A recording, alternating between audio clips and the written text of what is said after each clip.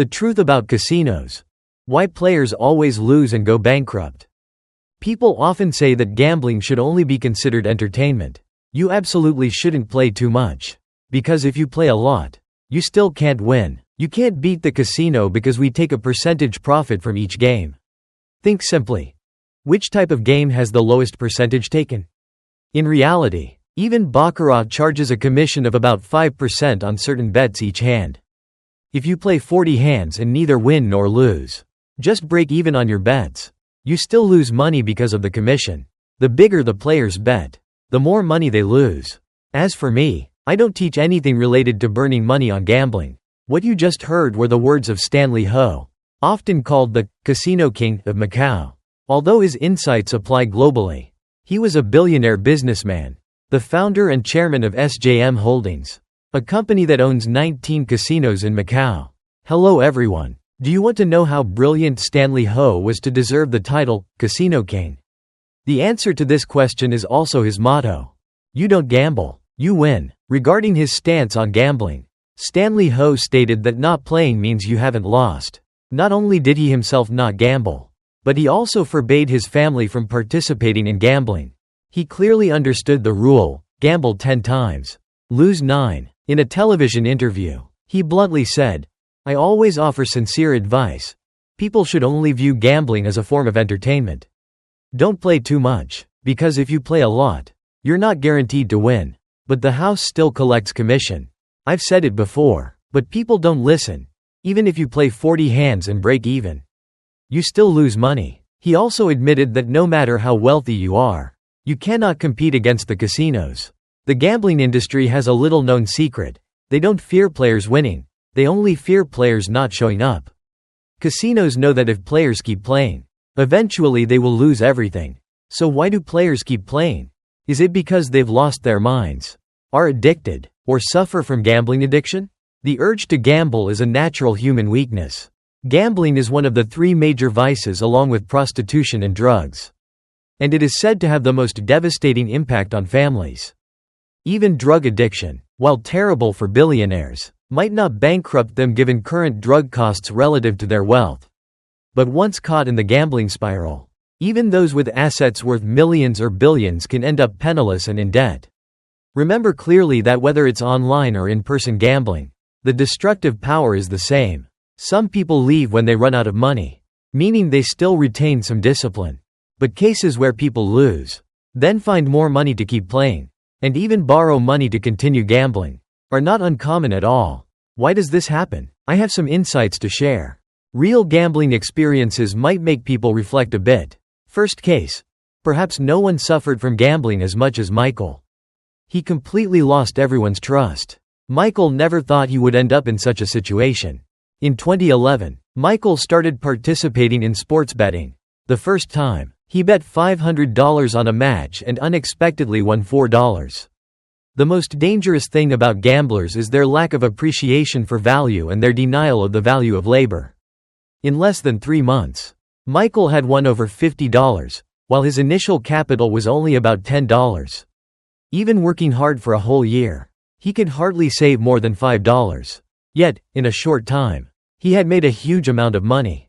Michael decided to quit his stable job at a large construction company to focus entirely on sports betting at home. And this was the beginning of his financial downfall. All plans, all measures for cutting losses were thrown out the window when he lost. Because all he wanted was to quickly win back the money. But that was just the pathetic illusion of a gambling addict. In the end, less than 3 months after winning over $50, Michael was broke. At this point, Michael lost interest in everything, even job searching. Despite receiving many offers from companies, he didn't want to work, even as covering food, utilities, and living expenses became increasingly difficult. The scariest thing was that Michael had completely denied the value of labor. He had lost over $150, of which more than $100 was borrowed from his parents and banks. The huge debt, combined with the desire to win back the lost money, drove Michael mad and led him to self-destruction. He started borrowing heavily from loan sharks in the underground market, at terrible interest rates, up to 3% per month. In less than half a year, Michael lost everything. By then, His credit cards were no longer sufficient to cover the financial hole. Payments to the bank were overdue by more than half a year. And they were preparing to sue him. At this point, Michael had to pay over $10 per month, of which more than $3,500 was just interest. If Michael had confided in his family then, sought help from friends to borrow money, pay off debts, and quit gambling, he might still have had a chance to start over. But no. Michael secretly sold the 1.400 square foot house his parents had helped him buy. Without telling them, after paying off all debts, he was left with a meager $10. Next, Michael hid in a hotel for about a month. He turned off all communication devices and continued gambling. His only thought was to win back at least $100 to buy a small house and start again. Within a month, Michael was down to his last $5. At this point, he planned to flee, feeling unable to face his parents anymore. He wrote a letter and transferred the remaining $5 to his mother. Trembling with fear, he went to the rooftop of the hotel to face his fate. Michael was disgusted with himself when gambling. He feared nothing, but now he was afraid to end his life. On the night he decided to use alcohol to gather courage. His parents found out where he was through booking information. When he returned home, Michael was bedridden for 2 months. Doing nothing, his family didn't blame him much. About a year after the tragedy, the value of the house they had sold had increased by over $150. Michael's parents, who had worked hard their entire lives to save money to buy him that house, now had to bear the heavy consequences because of their son. In just 2 or 3 short years, a well-off family had fallen into hardship. After half a year of living aimlessly, Michael finally decided to quit gambling and start over. But the deep-seated lack of appreciation for value ingrained over years made it difficult for him to start a new life. He lived with his parents in the countryside for half a year, working a job that paid less than $2 a month. The stark contrast with his previous life, coupled with pressure from friends, made Michael think that ending his life was still a better option. He felt like a complete failure. At that time, Michael was 30 years old. He was homeless, penniless, with only his old car left, completely bankrupted by gambling. His marriage eventually fell apart. For years afterward, he neglected work, spending many days just gambling, in his mind, and thinking about suicide. But then one day, his father entered his room and said, "Son, go back to the city and start over. Find a small job. Gradually, things will get better. Mom and Dad will fully support you. Don't think about the past anymore. Mom and Dad have discussed it. We'll use our retirement savings and the rent money from the past few years to help you buy a small condominium. Maybe around 750 square feet." Finally, Michael decided to quit gambling completely and rebuild his life. He knew that if he still had easy access to money, he wouldn't be able to control himself and would fall back into gambling. So, every month when he received his salary, he would immediately transfer the money to his mother to hold, only asking for $15 per day for food and expenses. Besides that, he also canceled all his credit cards. Currently, Michael has been clean from gambling for 14 months, although his savings are only enough to buy a decent seat at a Major League Baseball game. Or perhaps buy a space the size of a small bathroom in this big city. He can now talk to his parents peacefully, buy them small gifts, look confidently in the mirror, and face himself. Hopefully, in the remaining part of his life, Michael can redeem all his mistakes. Before we delve deeper, don't forget to follow the channel for more truths about money and tips to help you quickly achieve financial freedom. The second case involves my brother, who once emigrated to Las Vegas and worked for many years in casinos. Therefore, my brother has enough knowledge to answer the question, why do many people, despite knowing that gambling can destroy families and lives, still rush into it? It's due to human nature. Humans always harbor greed. Workers always want to earn more money. Lovers always desire more affection from their partners. Those who strive for progress always want more perfection. Even those satisfied with an ordinary life wish for a life without setbacks. So, in reality, everyone has greed. My brother has interacted with many gamblers. They possess assets that ordinary people wouldn't dare dream of. One night's loss for them could equal a lifetime of savings for an ordinary person. There are bosses who would rather throw money into gambling than pay employees whose salaries are months overdue. The real customers of the casino are not the small-time gamblers, but those at the top of the food chain, holding the livelihoods of ordinary workers in their hands. My brother shared a few examples of his clients to help you understand the nature of these gamblers better. First, the risk-seeking gambler. The case my brother encountered was a young heir, only 30 years old. Every month, he would visit Las Vegas once, bringing about $250 to $500 each time. First, he would bet $50 to $75 at a time. If he won, he would continue betting similar amounts. If he was on a winning streak, he would immediately bet $150. If only a small portion remained, he wouldn't hesitate to bet at all. The time from start to finish was usually no more than 20 minutes. Either he won $500 to $750, or he lost everything he brought. For him, gambling was purely about seeking excitement. What he cared about wasn't how much money he won, but the thrill of a racing heart and the extreme euphoria when finally achieving what he desired. The moment of victory made him feel like the whole world was on his side. Favored by fortune. How many times in life does one get to experience that feeling? Simply put, the future is unknowable. But when winning, basking in luck, one feels like they are holding the future. Everything goes their way. However, casinos don't fear guests like him. Because you can win 100 times. But you only need to lose once to lose all your capital and profits. People like him will never accept failure. Even in business, he might be very successful in business.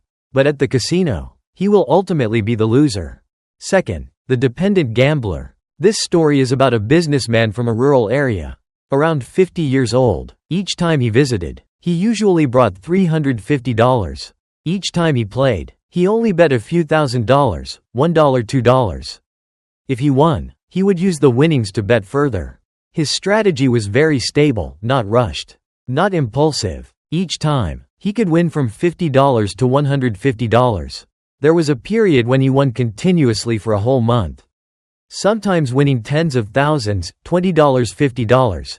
Sometimes even winning $150, and almost never losing. However, when his principal amount was reduced by more than $10, he would transform into a completely different person. He became extremely hasty and impulsive, betting $20, $50 each play. When the principal was recovered, he would return to betting small amounts. Once, after losing consecutively for many hands, it was the first time my brother saw him lose control. He started betting hundreds of thousands, but lost, and then he bet his entire remaining amount. In the end, he still lost everything. Afterwards, he mortgaged his personal assets to continue gambling. In just 1 week, he lost over $3.5 million. He used to say that in Las Vegas casinos, as long as you weren't too greedy, you could win big. But thinking back, his company's annual profit was only around $500 to $750. Yet, just by gambling for a week in Vegas, he could make an amount equivalent to his entire year of hard work. Gambling is terrifying because it easily makes you think that all your previous efforts were cheap. Falling into such illusions, you lose the motivation to earn money through honest labor. At the same time, it makes you want to escape life in this world. Even the most professional gamblers cannot make sustainable profits from it. If you want to get rich from gambling, the only way is to open a casino yourself to ensure long-term profits. Third, the empty gambler. This is the story of two men I'll tentatively call Mr. C and Mr. D. Both were high rollers, each possessing personal assets worth hundreds of millions of dollars. But it's hard to believe they spent more than 20 days a month gambling in Las Vegas. To be able to stay long-term, they didn't even hesitate to change their passports to the Philippines. Mr. C usually played at the MGM Grand. He could sit in front of a slot machine for 12 hours straight without getting bored, even eating right there. Meanwhile, Mr. D loved baccarat and also spent a lot of time at the tables. Winning didn't bring him much joy, and losing didn't bother him much either. Once, Mr. C told Mr. D that those slot machines were really bottomless pits. No matter how much money you played, it was never enough. Mr. D asked back, "If you know that, why do you still play?" Mr. C replied, "Because besides this, I'm not interested in anything else." Even my brother couldn't understand this. They had so much money. They could do so many things. Why did they have to keep giving money to the casino? But later, He understood. We are often led by famous successful people to believe that wealthy individuals are all like Steve Jobs, Jack Ma, or Warren Buffett, but the reality is that some people, when they have too much money, don't know what to do with it. They already have all the luxuries, enjoyed all the privileges life offers. They are content with the money they've made. Regarding charity, they think, it's my money. I earned it. Why should I donate it? So what can they do? Gamble. After all, they don't lack money. But behind the facade of abandon at the gambling table is just an empty soul. In the end, Mr. C ended up tens of millions of dollars in debt. And Mr. D continued to sink into gambling. Everything I've just told reflects human nature towards gambling. Next, I will talk about the external factors that influence this.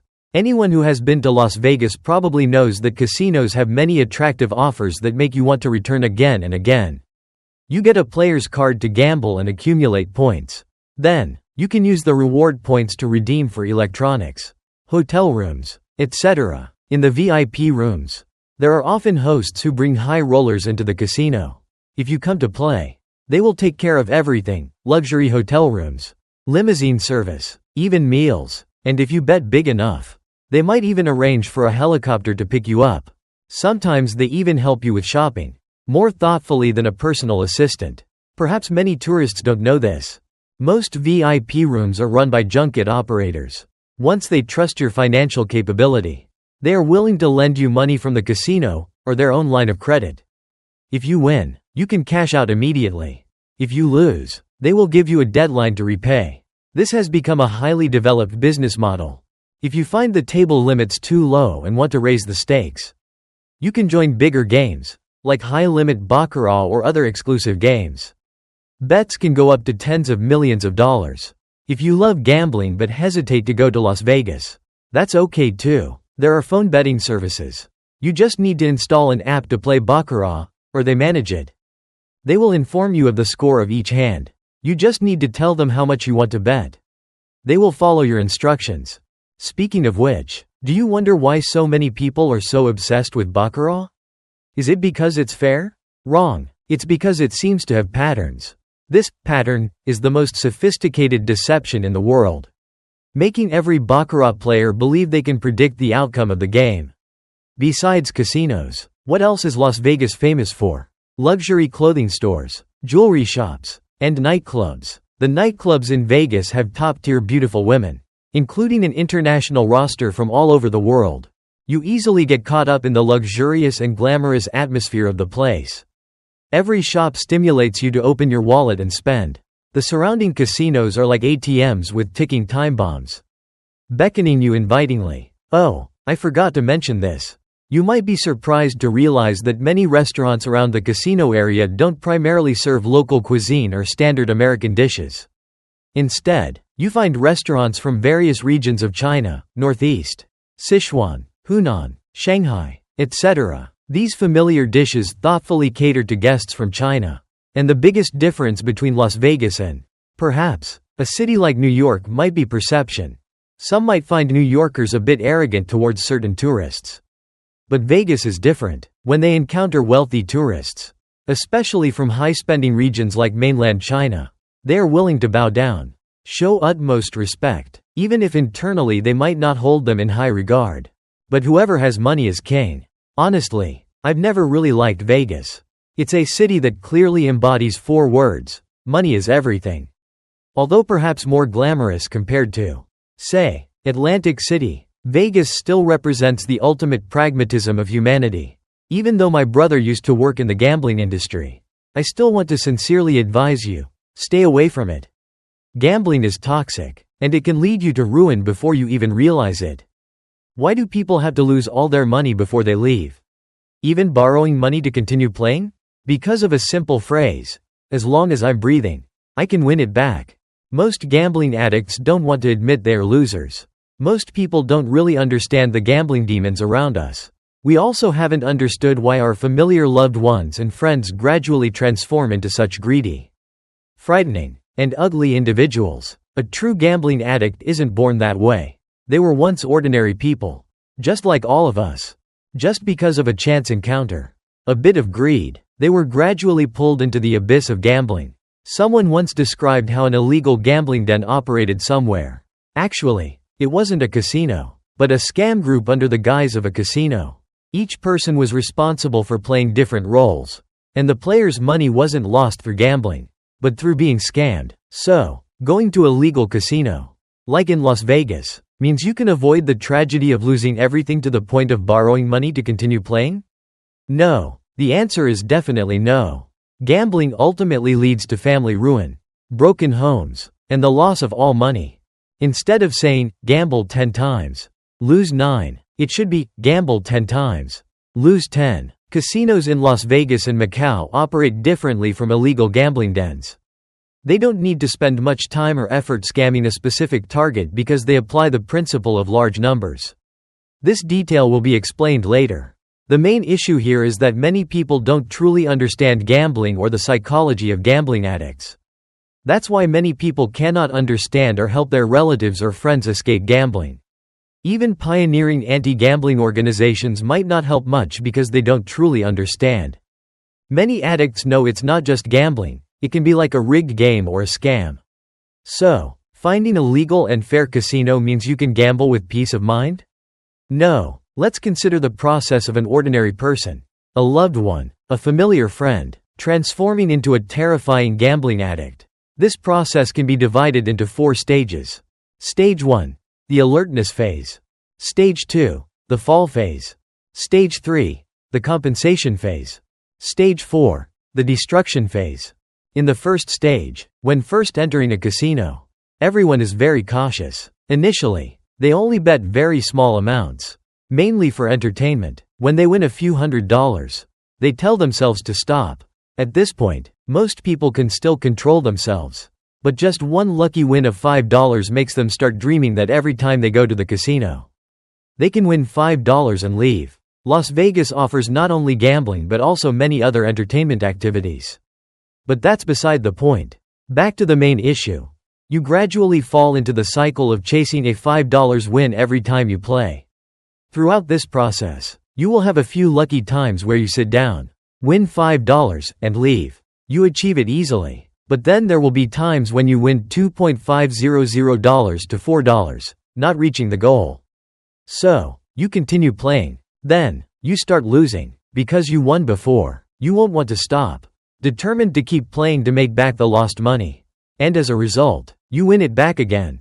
Therefore, you accumulate more gambling experience. Even if you lose $10, you will try to win it back. If you only lose $5, you won't leave. You continue losing and then winning back. Throughout this process, 2 important changes occur. First, the amount you bet gets larger and larger. Because when you've lost $10 and want to win it back, you are forced to increase your bet size. Second, you gain more experience losing amounts like $5, $10, or even $15 and then winning it back. But remember, these experiences are just accumulating, waiting for the next time they can destroy you. Perhaps at this moment, you haven't fully grasped the danger of these experiences. For example, there was a gambler in Vegas. Once, he was down to his last $500. At that moment, he was frustrated, mad with anger, and thought about betting the entire remaining amount on the pair bet in baccarat, just to get it over with. The pair bet predicts that the first 2 cards dealt to either the player or banker hand will be a pair, usually paying 11 to 1. Of course, anyone who knows probabilities knows the true odds are about 1 in 13. But miraculously, that time he hit the pair bet, turned things around, and won big. After that incident, whenever he was down to his last chips, he always bet on pair. But he never hit it again. Later, he calculated and realized the amount he had bet on pair totaled over $5 more than the money he had initially won from that lucky hit. In the end, he lost everything. If he hadn't hit it that first time, he wouldn't have continued betting like that. This is the danger of accumulating, winning, experiences for a gambling addict. In the second stage, every gambler experiences disappointment after their first major loss at the casino. They tell themselves, "Last time I lost $15, but I still won it back. So, there's nothing to worry about. I just need to wait for luck to come my way again." In baccarat, although each outcome is random, gamblers often perceive patterns. And luck is considered the outcome aligning with these perceived patterns. Like hitting the pair bet, giving the player a chance to turn things around. But this time, it seems there's no way he can win. The more he plays, the more he loses. Even the initial capital runs out. This is the first time he feels a significant slide in his gambling career. And this loss marks a crucial turning point, transforming him into a true gambler. This explains why people often have to lose everything before leaving the casino. Humans don't want to lose, always believing they will achieve victory again. Those beliefs alone might not be strong enough to keep them playing.